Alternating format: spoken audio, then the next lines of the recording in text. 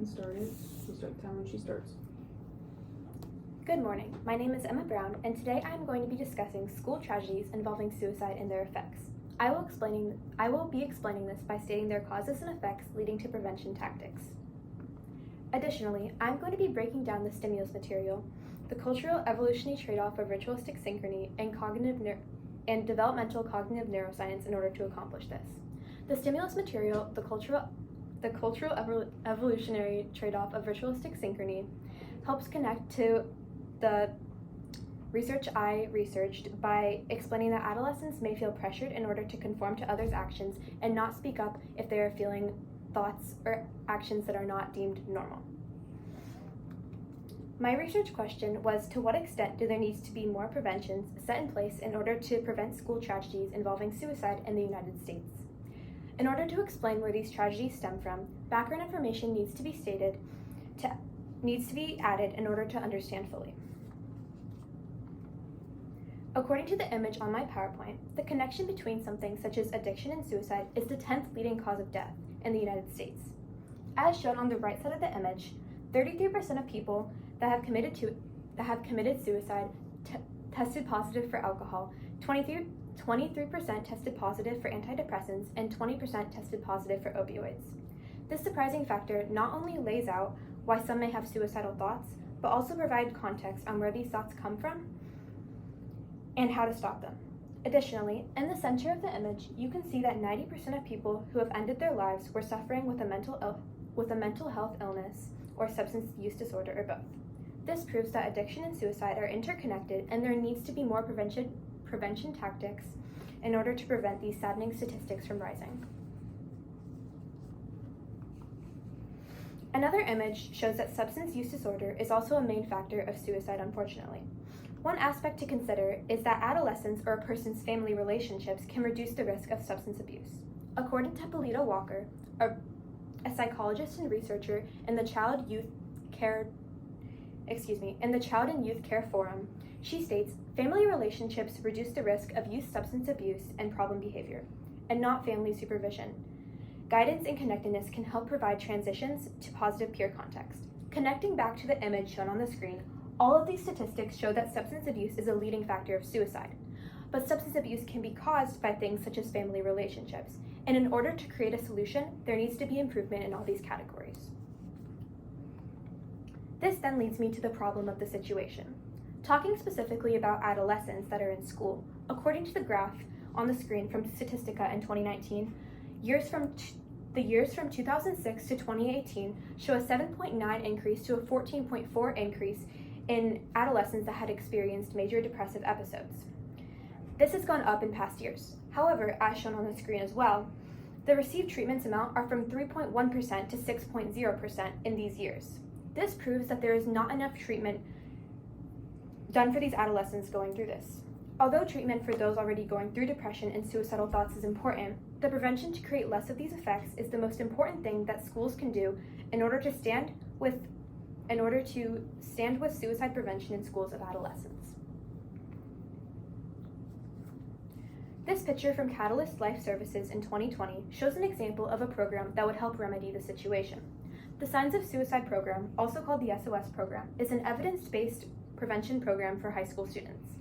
According to a medical sociologist, DiMartino, who is a Tufts University graduate, the program described by their research greatly reduced rates of suicide among high school students, and greater knowledge and more adaptive attitudes about depression and suicide were observed among students in this interactive group. This is a prevention technique instead of something that happens after. This proves that when this program was tried in schools, it is shown to be effective in prevention and gaining awareness on the situation. However, according to the organization's website, Signs of Suicide, they state that SOS is used in thousands of schools around the country. This statistic provides that although the program is effective and sustainable, there are more than thousands of schools around the country, and creating the same environment for every adolescent is the most important thing to truly prevent suicide. A possible solution to remedy this situation would be state taxes increasing in order to implement the SOS program in more schools in the United States. Since school systems are run by state taxes, you could take the money out of state taxes for everyone. However, as shown on the graph, more than half of state tax revenues fund education and healthcare, so an increase in them would not provide the right solution, because how much money could you really take out in order to maintain the right amount for every state? The remedy to this solution would be to make sure that all schools have this program in order to maintain fair and awareness to everywhere. Also, as shown on the graph from the Tax Policy Center in 2020, state general tax rates in every state differs, once again proving that it would not be fair and awareness would only be set in certain states versus others. This then takes me to my second solution, which would be to delegate federal taxes and implement them more towards school funding for programs such as the SOS program in states. This will create a fair approach to the problem so that every state could have more money in order to fund these programs. As shown on the graph from FY in 2021, restricted state taxes are only 6% of the federal tax delegation. So increasing this amount, even if it means taking out from another category, will help implement these programs in order to prevent suicide, which is the best remedy to the situation. Although this solution is not perfect and there would be economic differences and changes, suicide prevention in adolescents in schools would prevent so many tragedies and heartbreaks and can be going down instead of up as we learn and grow as schools and communities. These statistics should be going down as we grow, not up. Although there is no perfect way to end saddening statistics such as suicide, schools can help by implementing these programs such as the SOS program and hopefully save a life and stop a tragedy. Thank you. All right, for your 2 oral defense questions, the first is going to be about your research process. My first question is, what evidence did you gather but ended up not including it, and why did you choose not to include it?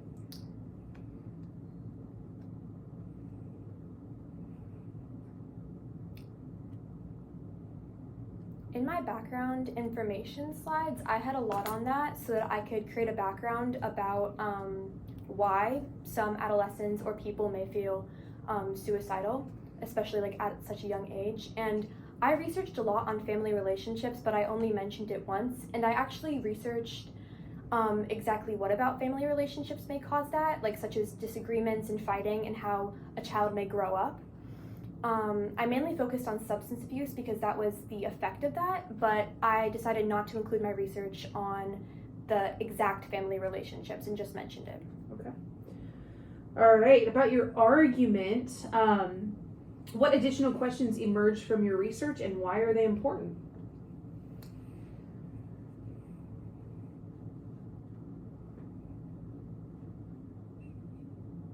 In my argument, I was basically talking about suicide prevention, and can you repeat the question? Sure. What additional questions emerged from your research and why are they important? Okay, so the additional question that emerged from my research was why these programs were not already implemented, because I feel, well, my research showed that prevention is the most important part of it. You should not just be focusing on the after parts of what happens after a tragedy that has to do with schools and adolescents. And it led to like the question that like why are these programs not already implemented in schools? And I researched that awareness needs to be set first in order for people to actually care about these programs and for prevention to be set in order to actually have these programs happen. So the question that came to mind for me is why they were not already happening in 2022, but from my research, it showed that awareness needed to be set first. Okey-dokey. Awesome job.